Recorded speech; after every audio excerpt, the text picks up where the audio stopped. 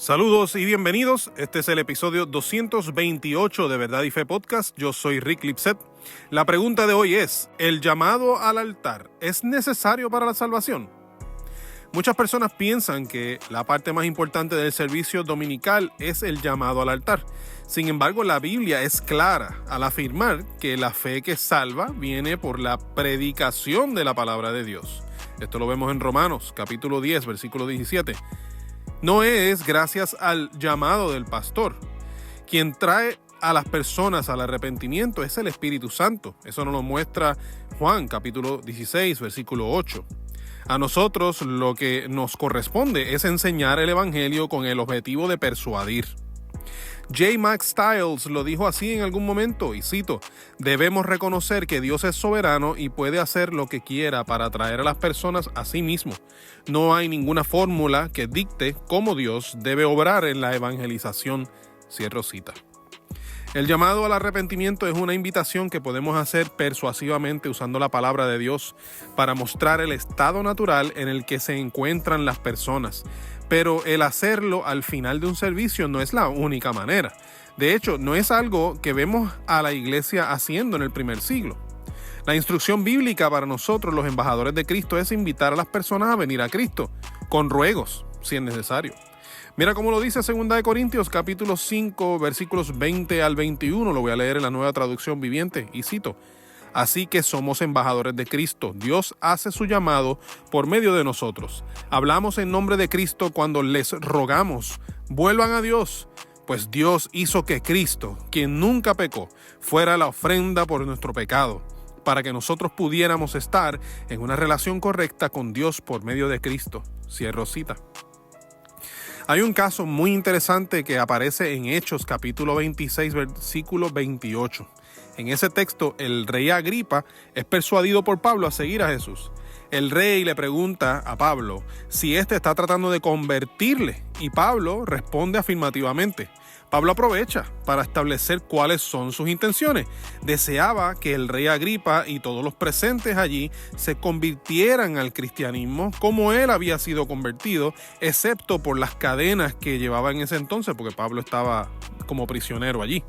Pablo no hizo un llamado, como suele ocurrir en muchas iglesias cristianas evangélicas, sino que apeló a la razón, persuadió a las personas con una apologética a favor de Jesús. Pero bueno, ¿por qué entonces nosotros solemos hacer llamados? ¿Por qué acostumbramos a hacer llamados en nuestras iglesias? Bueno, porque nadie nace cristiano. El cristiano es convertido a Cristo, por lo que no podemos asumir que la congregación está salva ya. Necesitamos estar pendientes a los frutos, los cuales demuestran si son cristianos o no. Por eso se hacen llamados. La intención es que la persona entienda la palabra predicada y que se mueva en obediencia a ella. Pero jamás podemos asumir que por hacer una oración al frente de la congregación ya la persona es cristiana o que es salva. En todo caso, ese es el inicio de su caminar en Cristo. Un momento oportuno para que la iglesia comience a acompañar a esa persona a vivir en obediencia, siendo discípulos. Otra pregunta que hay que contestar no es si al aceptar el llamado a ir al frente del altar, eso entonces me garantiza la salvación. Pero aquí también necesitamos recordar que el llamado que Cristo nos dio fue de hacer discípulos. Y eso no se logra en una sola ocasión. El llamado al altar puede funcionar, como muchas veces vemos que sí funciona. Pero la razón de esto es que ya Dios venía trabajando en ellos. No debemos depender del llamado al altar y la oración del pecador que hacemos como si hubiésemos dicho las palabras correctas que activan la salvación. La declaración pública se debe hacer de lo que ya abunda en nuestro corazón, nuestro arrepentimiento y confesión de que Cristo y su obra salvadora son eficaces y suficientes para nuestro rescate. La bomba teológica de hoy es que el único llamado que nos salva es el llamado al arrepentimiento que nos hace el Espíritu Santo. Cuando el Espíritu nos convence, reconocemos honestamente que somos pecadores, creemos que solo Jesús puede rescatarnos y decidimos confiar en su única obra redentora. Ahí somos salvos. Ahí el Espíritu que nos convenció de pecado entra a morar en nosotros y desde ahí le pertenecemos a Cristo. El Espíritu es la marca de que somos salvos. Ese es el sello de Dios. Esto puede ocurrir cuando respondemos a un llamado al altar o en nuestra habitación, a solas, mientras hablábamos con Dios. Cuando decidimos poner nuestra fe en Cristo, ahí llegó nuestra salvación. Esa es la obra del Espíritu. Él es el indicador de haber sido salvos.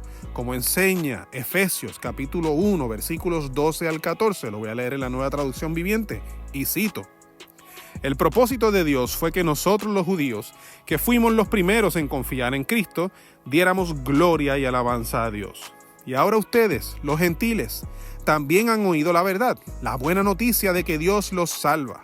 Además, cuando creyeron en Cristo, Dios los identificó como suyos al darles el Espíritu Santo, el cual había prometido tiempo atrás.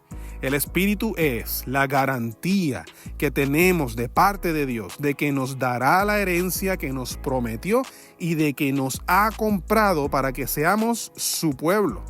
Dios hizo todo esto para que nosotros le diéramos gloria y alabanza. Cierro cita. Si aún no has accedido al llamado de arrepentimiento que el Espíritu te hace, ¿qué tal si ahora mismo detienes este podcast y tienes una conversación con el Señor?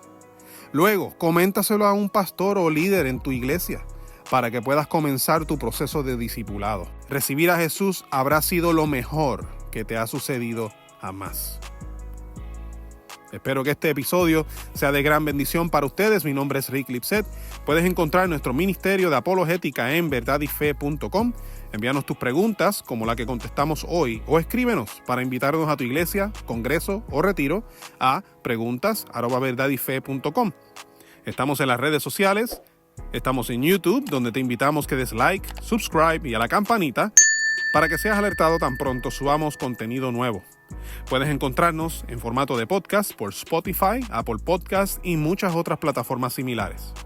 Y en verdadyfestore.com encuentras nuestra tienda de mercancía. Entra ahora mismo para que apoyen nuestro ministerio de apologética con tu compra. Tenemos diseños de carácter apologéticos y evangelísticos. Visita verdadyfestore.com para que veas la colección y consigas tu diseño favorito en este mismo momento. Eso es todo por hoy. Dios les bendiga y será hasta la próxima ocasión. Saludos.